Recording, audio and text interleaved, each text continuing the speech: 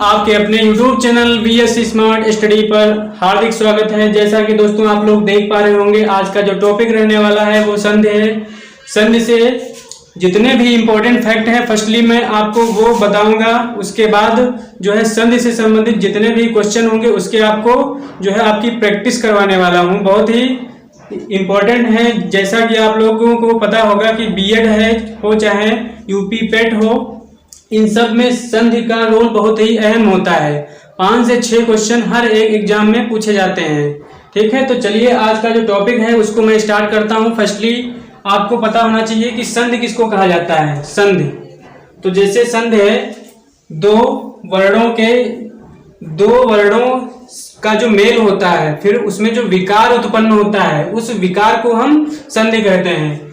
उसको लिख लेते हैं, जैसे दो वर्णों के मेल से उत्पन्न विकार, दो वर्णों के मेल से उत्पन्न विकार को संधि कहा जाता है। ठीक है, आप लोगों ने क्या जाना, यानी दो वर्णों के मेल से जो विकार उत्पन्न होता है उस विकार को क्या कहा जाता है, संधि कहा जाता है। जैसे विद्यार्थी का संधि विच्छेद हम अगर करेंगे तो होगा विद्या प्लस अर्थी। तो ये वर्ण हो गया, एक ये वर्ण हो गया। ठीक है, और दो वर्णों के का जो मेल होगा फिर उससे एक शब्द मिलेगा, उसको क्या कहेंगे, उसकी संधि कहेंगे। ठीक है, विद्या प्लस अर्थी क्या बन जाता है, विद्यार्थी। तो दो वर्णों के मेल से जो विकार उत्पन्न होता है उसको हम संधि कहते हैं। आप जानते हैं संधि कितने प्रकार की होती है। तो मित्रों आपको पता होगा संधि 3 प्रकार की होती है। कौन से प्रकार की, 3 प्रकार की। फर्स्ट नंबर पे पढ़ते हैं स्वर संधि।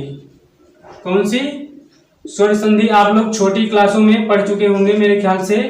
ठीक है, फिर भी आप लोग भूल चुके होंगे, तो उसके लिए जो है फर्स्ट नंबर पे कौन सी संधि, स्वर संधि।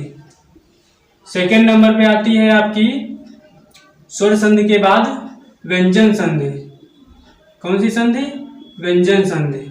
ठीक है, फिर इसके बाद आती है विसर्ग संधि। कौन सी संधि, विसर्ग संधि। ठीक है, विसर्ग संधि। फर्स्टली आपको जानना है संधि 3 प्रकार की होती है। ये कुछ बेसिक कॉन्सेप्ट हैं, ये आपको पता नहीं होंगे तो आप आगे की बात जो है समझ नहीं पाएंगे। एग्जाम्पल मैं आपको अगर सीधे करवाने लग जाता तो आप नहीं कर पाते। अब ये जो इम्पोर्टेंट फैक्ट है वो जान जाएंगे तो एग्जाम्पल भी बहुत अच्छे से कर पाएंगे। ठीक है, तो जैसे स्वर संधि फर्स्टली हो गई, और ये व्यंजन संधि हो गई, फिर है तीसरी विसर्ग संधि। अब ये जो स्वर संधि है ये 5 प्रकार की होती है। कौन से प्रकार की, 5 प्रकार की। अब इनके भी टाइप हमको बताना पड़ेगा। ठीक है, स्वर संधि के जो है 5 प्रकार होते हैं। कौन कौन से 5 प्रकार यहाँ पे राइट करते हैं। ठीक है, फर्स्ट नंबर पे आता है दीर्घ संधि। दीर्घ संधि, जल्दी जल्दी ये राइट कर दे फटाफट, जानना है। ये बातें आप लोग जान जाएंगे तो बात आगे की जो है वो समझ में आने वाली। दीर्घ संधि, गुण संधि, थर्ड है वृद्धि संधि, वृद्धि संधि,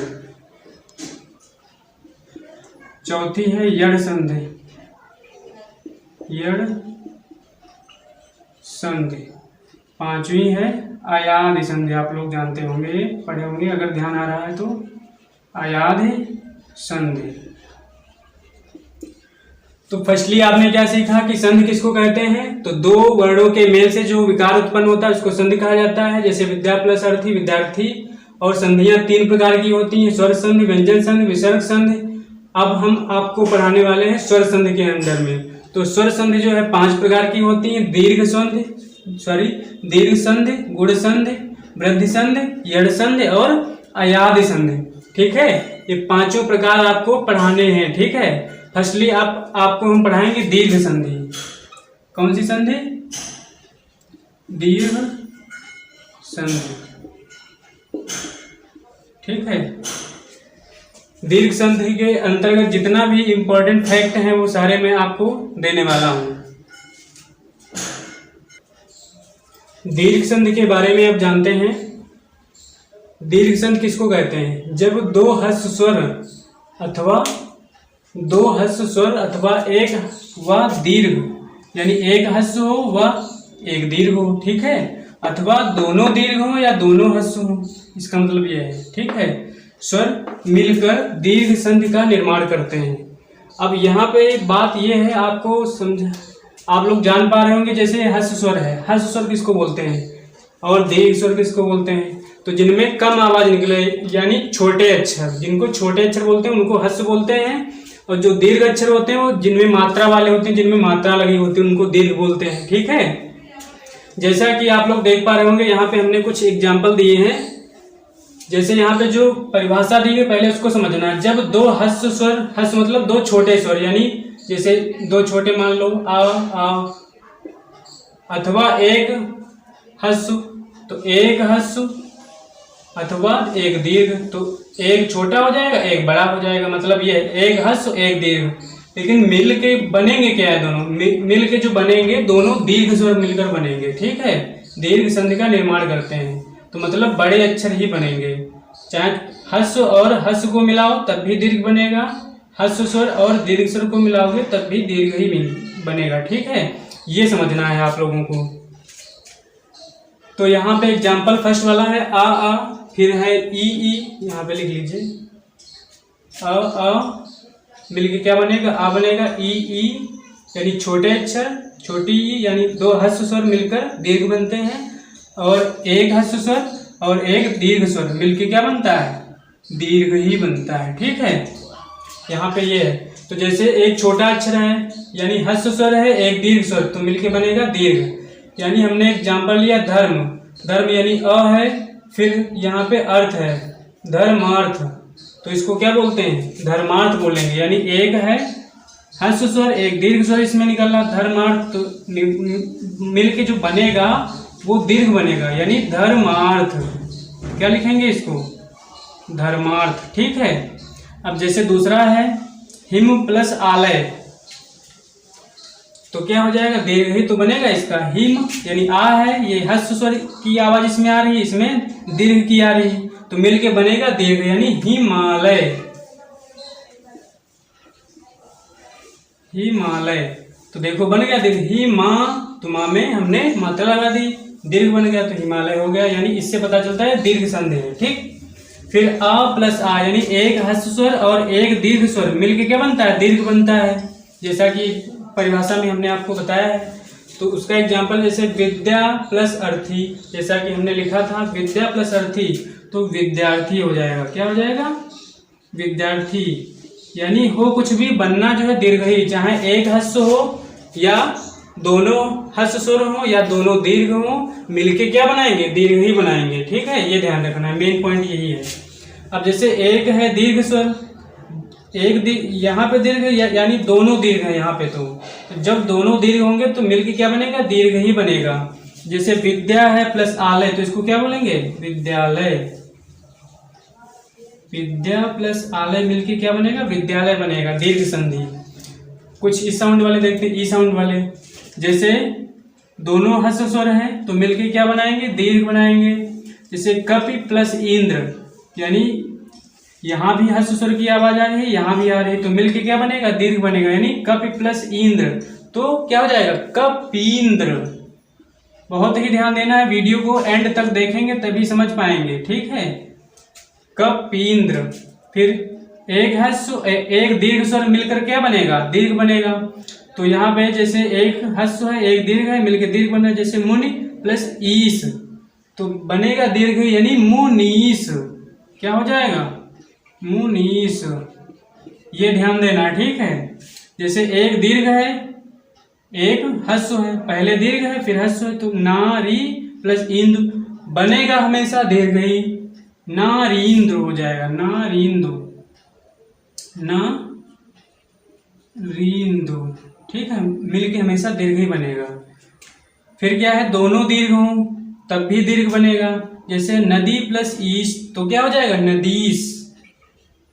बहुत ही सिंपल तरीका है समझने का, और एक बार ये अगर जान लेंगे अच्छे से तो फिर ये दिमाग से निकलने वाला नहीं है। बस ये है, थोड़ा आपको क्लियरली देखना पड़ेगा वीडियो को 1-2 बार। अब जैसे ये है, एक ह्रस्व स्वर है एक दीर्घ स्वर है, तो मिलकर क्या बनेगा, दीर्घ। हमेशा दीर्घ संधि में ध्यान रखना कि चाहे वो ह्रस्व हो चाहे वो दीर्घ हो, चाहे दोनों दीर्घ हो चाहे दोनों ह्रस्व हो, मिलके हमेशा बनाएंगे दीर्घ ही। तो जैसे भानु प्लस उदय तो क्या हो जाएगा, भानुदय बनेगा हमेशा दीर्घ ही, भानुदय। ठीक है। अब जैसे एक दीर्घ है एक ह्रस्व है, जैसे बधु प्लस उत्सव तो यहाँ तो ह्रस्व है, ह्रस्व की आवाज आ रही है, यहाँ दीर्घ की, तो हो जाएगा मिलेगा दीर्घ ही, तो बधूत्सव, बधूत्सव। ठीक है, सॉरी, बधूत्सव। ठीक है। अब यहाँ पे जैसे है, पहला वाला है ह्रस्व यानी लघु, इसमें ह्रस्व की आवाज आ रही है, फिर ये दीर्घ है। जैसे लघु प्लस ऊर्मी तो हमेशा जो बनेगा वो दीर्घ ही बनेगा, तो क्या हो जाएगा, लघूर्मी, लघूर्मी। ठीक है, बन गया, समझ में आ रहा होगा मेरे ख्याल से। लघु प्लस ऊर्मी तो हो जाएगा लघूर्मी। फिर ये है दीर्घ एक और एक दीर्घ, यहाँ पे फर्स्ट दोनों दीर्घ हो, जब दोनों दीर्घ होंगे तब भी हमेशा दीर्घ ही बनेगा। वधु प्लस ऊर्जा यानी दोनों में दीर्घ की आवाज आ रही, वधूर्जा हो जाएगा।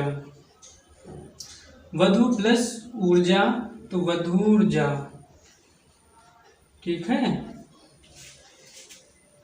वधूर्जा। तो ये चीजें आपको समझ में आ गई होंगी मेरे ख्याल से। इसी में ऐसा करता हूं, इसके बाद जो है दीर्घ संधि है, फिर वृद्धि संधि होगी, फिर यड़ संधि होगी, इसी तरह से क्रम में जो है संधियां हैं।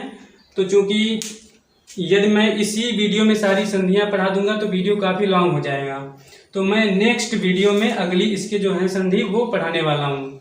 तो ये अगर आपको समझ में आई हैं, आपके काम की हैं, तो इसको ज़्यादा से ज़्यादा दोस्तों में लाइक करें, शेयर करें, और हाँ, सब्सक्राइब करना तो बिल्कुल ही ना भूलें, क्योंकि ये स्टडी रिलेटेड जो एक नियरेस्ट एग्जाम है उसकी दर से जो इम्पोर्टेंट क्वेश्चन हम देने वाले हैं वो बहुत ही इम्पोर्टेंट होते हैं और पिछले एग्जाम में पूछे भी जाते हैं। तो यह जो है स्टडी रिलेटेड बहुत ही इम्पोर्टेंट चैनल है, जो आप लोगों ने काफ़ी सपोर्ट किया है, उसके लिए मैं धन्यवाद करता हूं। और भी आगे जो है इसी तरह से सपोर्ट करते रहिए, और वीडियो को ज़्यादा से ज़्यादा दोस्तों में लाइक करें, सब्सक्राइब करें, और ज़्यादा से ज़्यादा ग्रुप हो, चाहे फेसबुक हो, इंस्टाग्राम हो, इन सब पे शेयर करें। Thank you for watching. धन्यवाद। जय हिंद।